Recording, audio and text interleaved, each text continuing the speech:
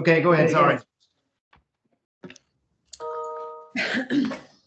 Okay, I'm gonna call to order the Finance and Audit Committee meeting at 3:01 on December 3rd.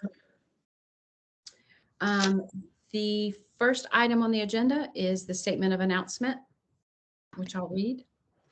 A meeting notice announcing the date, time, and place of the December 13th, 2021 Finance and Audit Committee meeting was distributed on December 10th, 2021 to appropriate media and other groups or individuals who have requested notification. The announcement and agenda were posted at the Department of Disabilities and Special Needs Central Administrative Office and on the website. Americans with Disabilities Act. The public has been notified that accommodations such as interpreters, mobility assistance, or other assistance will be provided to individuals with disabilities and special needs if requested in advance. The next item on the agenda, can I get a motion to adopt the agenda as presented? So moved. Well, wait a minute. Can I? Yep. Can I need to make a motion to amend the agenda if I can, Okay. to take off the legacy home issue until and table that until next month. There's Okay. So you're making a motion to remove item 7 on today's agenda to discuss legacy home process. right, and to table that until next month. Okay. All right. There's some further evaluation that needs to be done about that. Okay, understand. Can I get you to remove your motion, Commissioner Miller, and second the motion to remove item 7 from today's agenda? Motion removed. Second on the motion to remove number 7, legacy homes process from the agenda. All right. Thank you. Okay, so that motion is approved, and we will remove that item from the agenda. Are there any other changes to the agenda for today?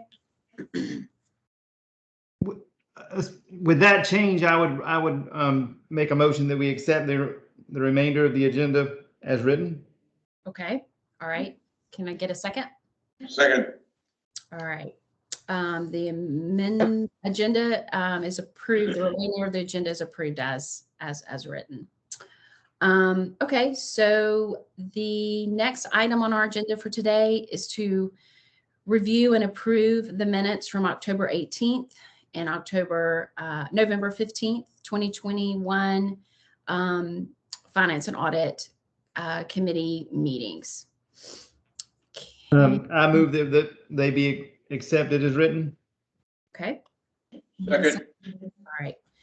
Minutes are approved for October 18th and November 15th as presented. Yes, sorry, I meant to say both, yes. Okay, great.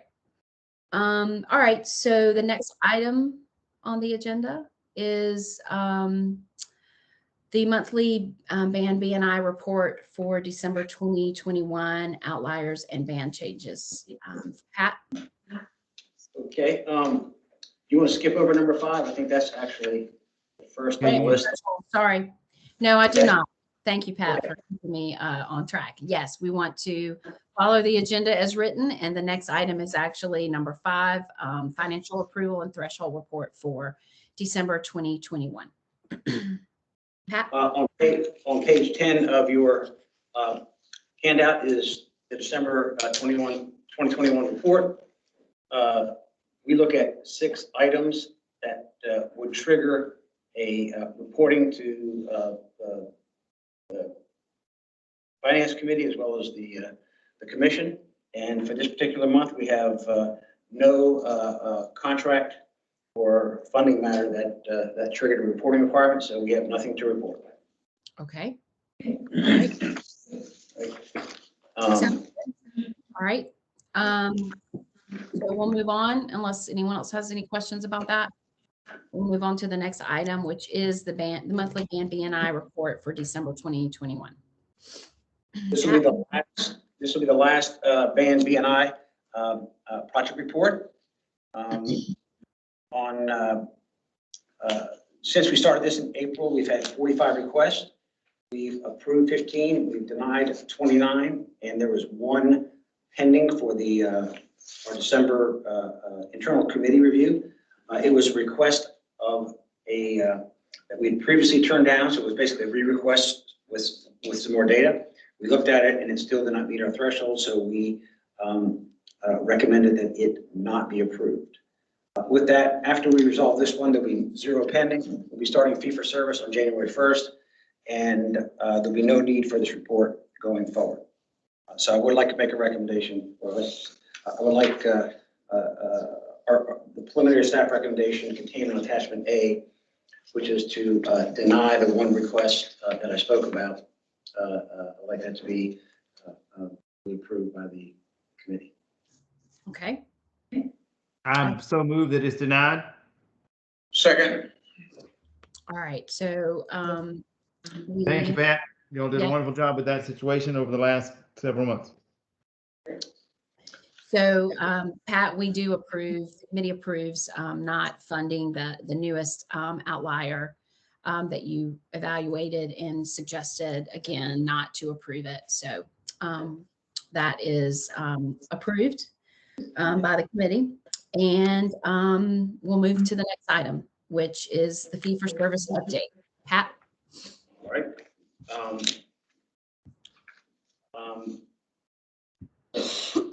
Last Tuesday, December 7th, we had a couple of significant meetings. The HHS staff and EDSN met with human service providers, which is, as you know, the largest provider network in the state. And we also met with the financial directors later that day. We were fortunate enough to have Jeff Saxon, the rate setter for HHS, at both meetings.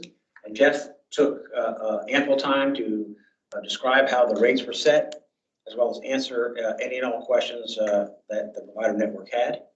And I thought he did a very good job.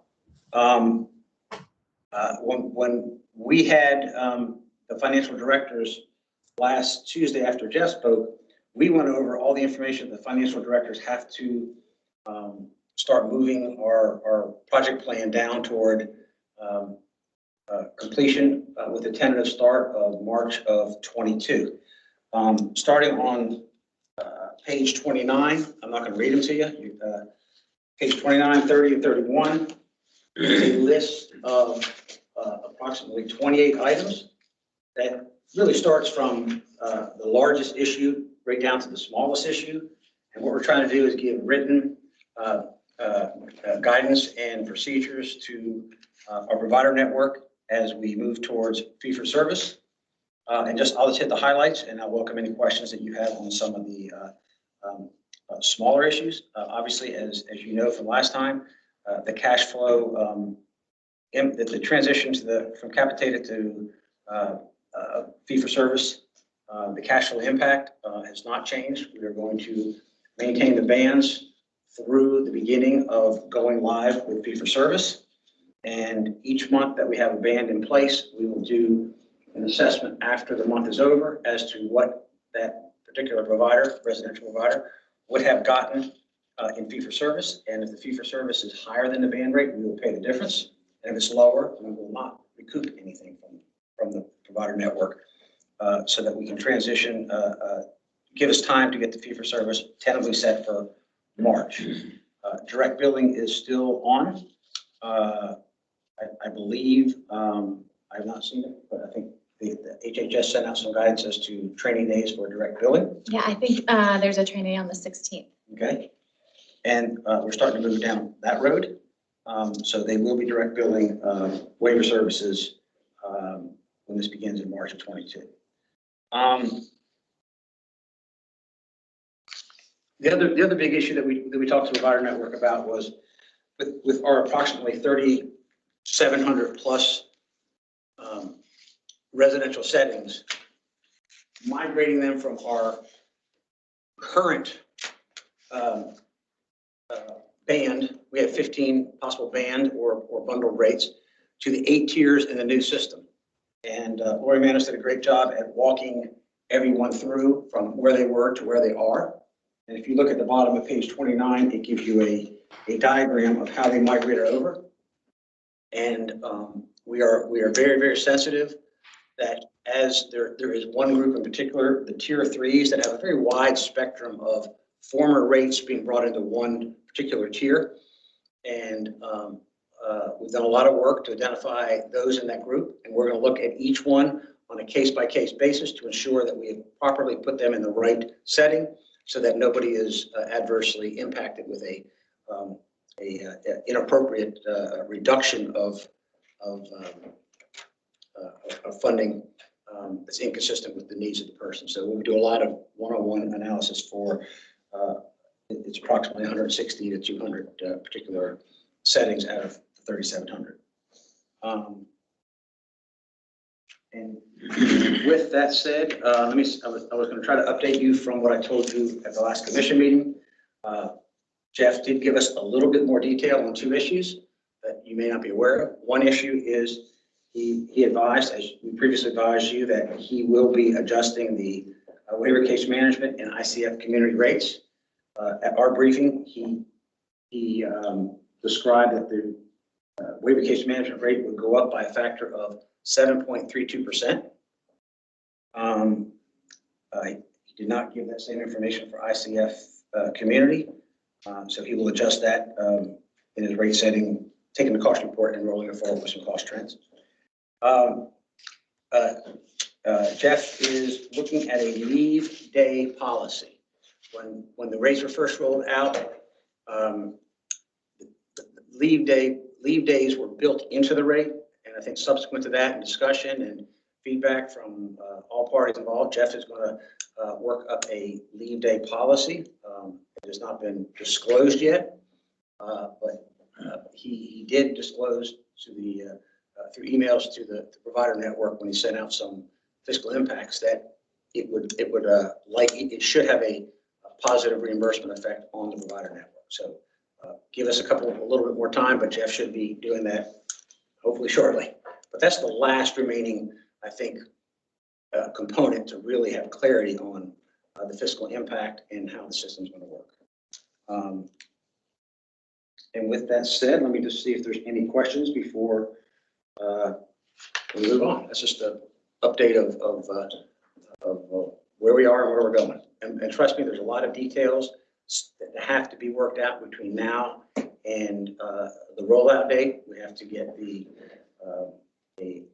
fee-for-service contract for providers. Providers have to register with Medicaid to make sure they have Medicaid numbers. From our perspective, we have a lot of, I don't say a lot of, but we have idiosyncratic ways that we have to make sure that our state-funded programs are billed to us as opposed to Medicaid, and make that as simple as we can for the providers.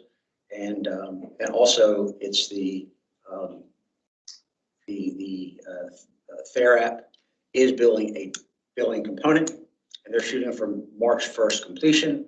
That is not guaranteed, but Dr. Fry, in a most diplomatic way, was encouraging them to be March 1st deadline. And that is important because the portal entry has a certain manual component to it, and the direct billing component, which that is what they do for all of the other states that they serve. That's a common billing practice. The pass-through bill rate to the Medicaid agency. So hopefully they have that worked out in other states, and they can just modify it for us. And if they do that, and when they do that, it will allow us to have a lot of our automated billing processes already in TheraP funnel to them so that they can have a much more efficient direct billing of HHS. So we're working on both those at the same time, but we have to be prepared for the worst case scenario when it goes live, that we can at least use the portal, and preferably TheraP if it is working at a sufficient efficiency level. Any questions? I'm sorry, I did have one, just because I'm not there, I couldn't hear your number. Did you say that Ms. Fry had done a good job encouraging them from March 1st or March 30th? March 1st. Okay, sorry. Thank you.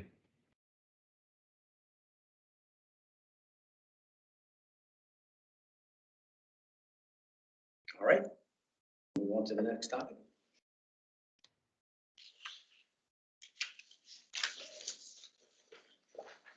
Robin, you're muted. You're muted. I can't hear you. Thanks, Barry. I said I didn't have any other questions so far. Are you continuing to go down this list, Pat? Are you? I was not going to go down each and every one of them unless you want me to. Okay. Yeah, if you don't mind, if you'll just highlight some of them maybe that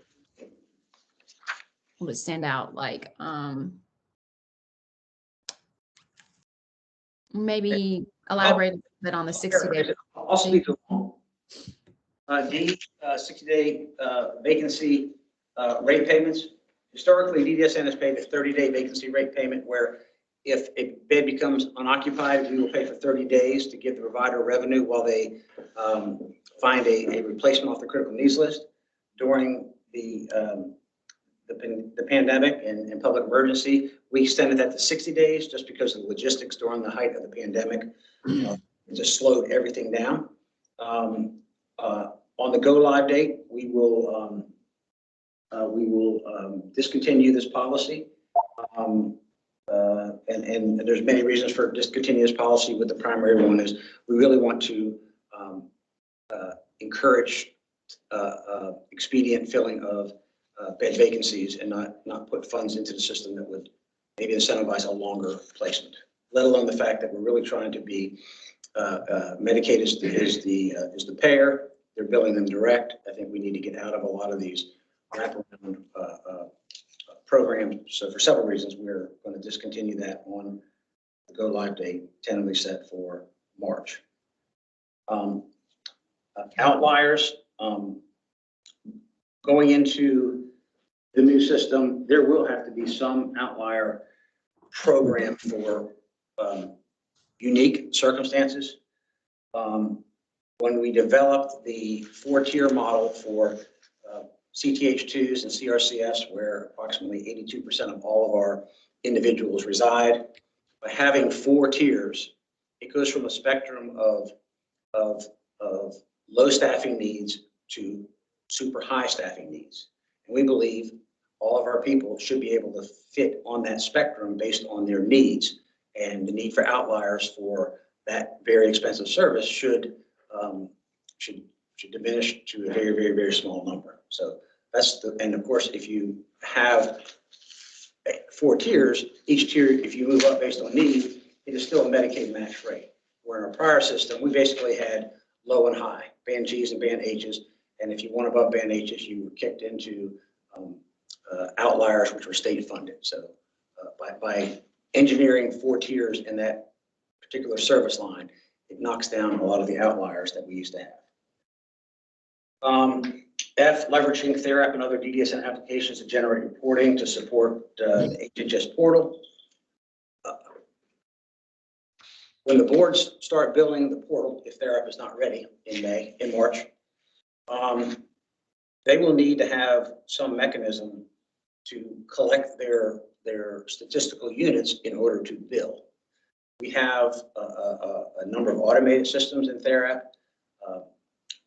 that we need to make available to them so that they can get reporting from our system, from which then they can use it to enter their data into the portal. It will not be an automatic transfer because it's 2 separate systems, but we are going to set up meetings with the provider groups, and rather than 50 providers kind of figuring out 50 ways to do it, we're going to meet with them and find ways that we can leverage our existing tools, possibly develop some additional reports, so that when it comes time for them to bill in March of 22, they will be able to collect their units in a very organized way and bill appropriately. Establish a financial technical assistance program. We have a draft RFP in procurement that they're working on, and the purpose of this program is to solicit subject matter experts in our field that have a high level of experience in financial matters as well as operational matters. And these are the type of people that have worked in the industry for at least 5 years. We have a lot of financial auditors that specialize in industry, a lot of consultants that specialize in industry. And we're going to try to get a qualified provider list together so that we have these subject matter experts pre-approved based on their experience and rates that they will submit during the RFP process, so that when we have providers, primarily residential providers, that are having financial problems, we can send them in to do substantive work, to diagnose their problems, develop reports not only for us, but for the board of directors, and do the subsequent mentoring and follow-up to get them in a financial position where they're heading upwards rather than downwards. And I would say, since I've been here, there's 4 or 5 or 6 that really do a good job, and a lot of them have unique situations. They're in small counties, and whenever you have a change of executive director who may not be fiscally savvy, it doesn't take long to get in a financial problem if you don't get your staffing right. So what we want to do is make that resource available. We'll pay for this resource, and we'll develop a program of criteria for individuals to apply or for us to select and recommend to get technical assistance from a financial perspective and an operational perspective. ADT process, it's basically just it's a process that we admit and separate individuals from our residential services. That's just a minor technical issue. Service contracts, we have to eliminate the capitated and bundled rate contracts and have fee-for-service contracts, and that's for all the waivers. And going forward, when we admit new providers into waiver services, we're not going to go through the fixed bid process through central state procurement. We're going to develop a system similar to HHS where they can directly apply to us and we can approve them to be a provider. Our other providers, such as case management earlier mentioned, will still go through our fixed bid contract. And obviously adjustments to existing policies, you can just imagine. Not only financial policies, but policies throughout the agency that have been tied to the capitated model are all going to have to be adjusted here in the next 2 or 3 months. If you go to page 31 and page 32, this is where I really don't want to take up your valuable time. What we did, we took every payment system that we have. Most of these are state-funded payment systems, and we itemized them to affirmatively let the finance directors know whether there will be a change or there will not be a change. And the vast majority of them have no change, which is valuable information for them to give them some confidence that certain things will remain the same. And the ones that did change predominantly pertain to a payment method that was in our bi-monthly payment schedules, and the payment schedules will end 2 weeks before the go live date.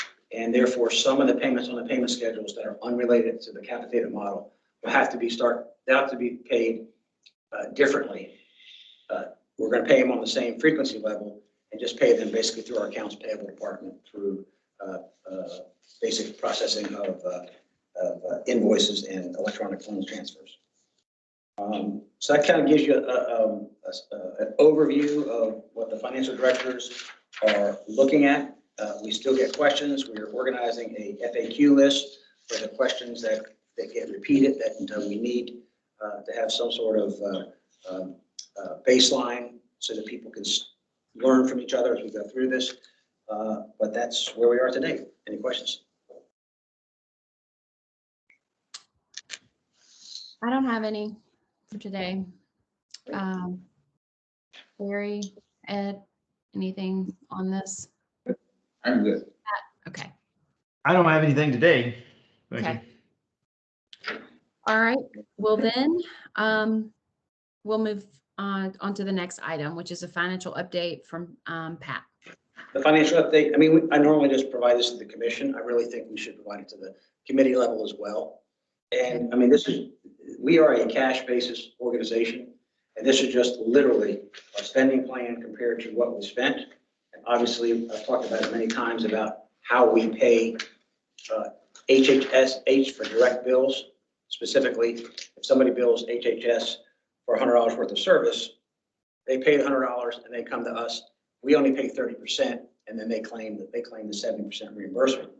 Obviously, we have to add in I call it a wash factor, but it's basically a factor so that we have an apples to apples comparison to tie it back to our spending plan, because on our spending plan, we measure everything at 100%.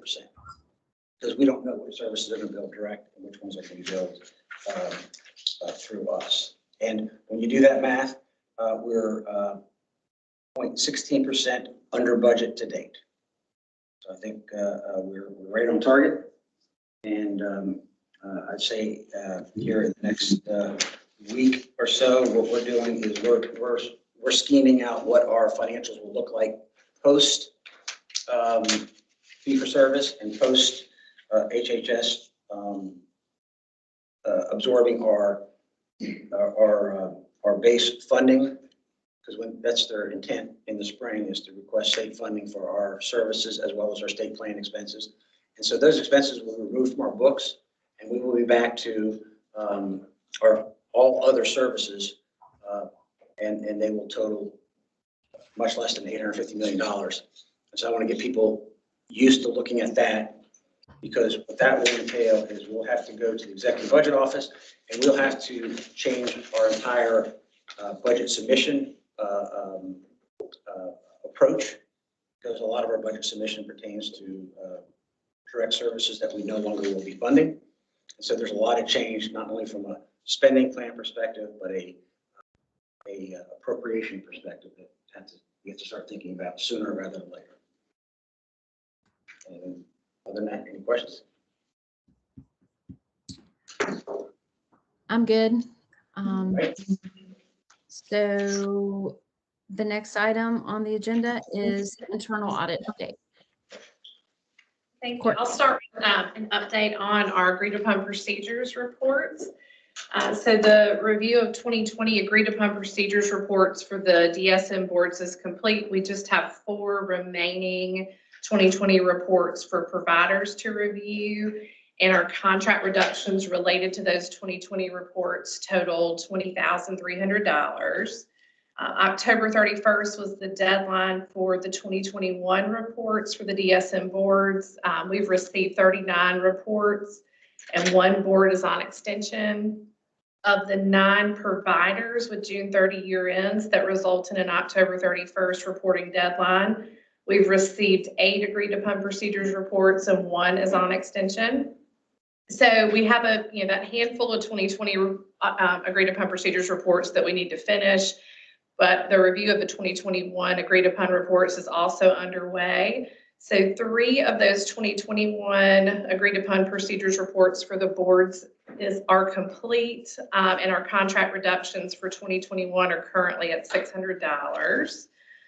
We're continuing to work on the projects that we've briefed you on previously. So our exit conference for the environmental modifications compliance audit is scheduled for Wednesday of this week. And the report should be ready to issue shortly after that exit. We'll have a quick update for you on the limited scope IT audit. So field work is complete there. So we're moving into work paper review and then the reporting phase of that audit. So we anticipate an exit conference will be scheduled in January for it. We've also initiated a project in one of the regional centers at the request of management, and we're working on follow-up procedures with 2 providers that we've started since our last meeting. I do have a brief update for you on that audit observation tracking report. So the report has been populated with findings and corrective action plans for audits that date back to 2018, for which follow-up procedures have not been performed. I do want to take a minute to thank Kimberly Cochran for all of her work on that audit observation tracking report. So there was a lot of data entry involved, and we just want to express our appreciation for Kimberly's help with that project. So I'm in the process of reviewing that tracking report, and we'll distribute a copy to the committee and the commission members within the next few days. So may I answer any questions for you?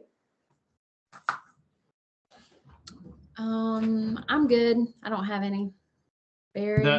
So that report's expected by the time the commission meeting meets in a couple of days? The tracking report? Yeah. We'll do our best. It's got a lot of information on there. Thankfully, Kimberly did, most of the hard work for us and got everything entered. So, once I get through with that exit with environmental modifications, I'll get right on that tracking report and get that to you just as soon as I can. Well, it's fine if it's not by December. I'm just reminding that if you want to get it to us by the December meeting, it would be a couple of days, but that's fine. Yes, sir. I don't have any questions. All right, okay, great. All right, the next item on our agenda is the CFO report from Pat. Just two small items. We completed paying the 1% retirement funding that we approved, I think, in October. That we had a lot of complex transactions to measure. We sent out grants. Everybody had to sign their grant in advance that they would use the funds for employee benefits, and that's gone down without any feedback other than thank you for the money and the funding. Secondly, we're in the middle of room and board season. When providers turn in their financial statements, we've got to tie their room and board calculations back to their financial statements to make sure that we're protecting the equities of our individuals being served, that they're being charged appropriately. And we should have that done by the end of the month, absent a few. I think we're missing a few cost reports that we can't guarantee completion on until we have the cost reports, but other than that, we should be okay by January 1st. Okay, And that's all I got. all right, thank you, Pat. Well, I think that concludes our meeting for today. If anyone doesn't have anything else, our next meeting is January 17th, 2022. Let me say something before we adjourn. Okay, I just want to say that our runner looks very good in the front of the tables there. And we need to have kudos to our communications committee for the work that they have done on that and many other things relating to the communications department. agree. Yes, it does look Pat, you nice. got big eyes. Yeah, I mean, you notice it now. It's wonderful. yeah. And I'm far away. I'm hundreds of miles away. I can listen. Yes, thanks. Thanks to all who helped keep us looking professional as a state agency like we should. And so I appreciate that. Okay, so can I get a motion to adjourn? So moved.